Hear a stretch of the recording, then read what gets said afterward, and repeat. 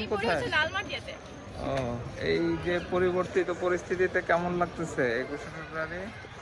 জি আলহামদুলিল্লাহ, এখন হচ্ছে আমাদের মানে আগে যেরকম দেখা যেত অনেক ভিড় হতো, তারপর ওইভাবে করে বের হওয়া হতো না, এখন হচ্ছে দেখা যাচ্ছে অনেক ক্লিয়ার, আবার অনেক পরিষ্কার পরিচ্ছন্নতা, যেটা হচ্ছে আগে আমরা দেখি নাই। এখন হচ্ছে ভালো লাগছে যে এই পরিবেশটা খুবই সুন্দর।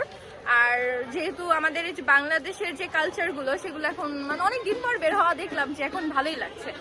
যখন আমরা হচ্ছে আন্দোলনের পর আমরা বের হলাম স্বাধীনভাবে, তখন দেখা যায় স্বাধীনতা পাওয়ার পর সবাই অনেক উৎফুল্ল হয়ে উল্লাস করলাম।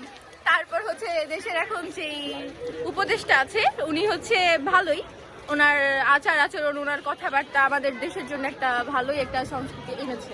তো উনি যদি আমাদের বাংলাদেশের মানুষ, তো উনি তো নিজেই এখন হচ্ছে উনি তো নিজেই আমেরিকার থাকে। অনেক কথা বললা। আচ্ছা, তোমরা কি রাজনীতি সচেতন এই প্রজন্ম?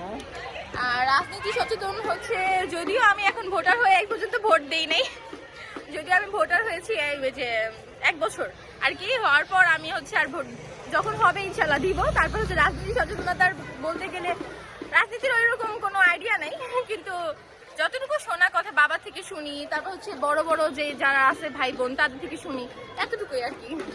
মানে এখনকার প্রজন্ম তোমাদের বন্ধু বান্ধবরা কি বলে এই যে নতুন পরিস্থিতিতে, পরিবর্তন পরিস্থিতি, তাদের কি আর কি? সবার প্রথম আমাদের নিজেদের সচেতন হতে হবে। সর্বপ্রথম হচ্ছে আমরা যদি পরিষ্কার পরিচ্ছন্নতা আমাদের পরিবেশকে রাখি তাহলে হচ্ছে আমরা সুন্দর একটা দেশ পাবো। আর আমরা যদি নিজেই হচ্ছে কোনো কিছু, যখন আমরা একটা জিনিসের প্রতিরোধ আনবো, যে দেখা যায় হচ্ছে একটা জায়গায় দুর্নীতি চলছে, সেটা যদি আমরা নিজেরাই ঠিক করে চলাফেরা করি, নিজে যদি দুর্নীতি না করি, সেখান থেকে যদি প্রত্যাখ্যান করি, অবশ্যই আমরা সচেতন